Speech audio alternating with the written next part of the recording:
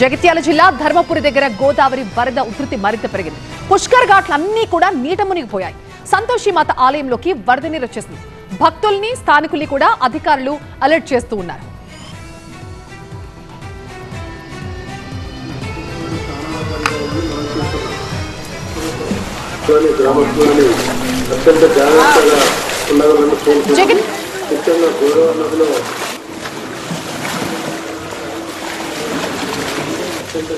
అదే మరి నేను అడిగేది, నేను నాని అగ్రి అయినాము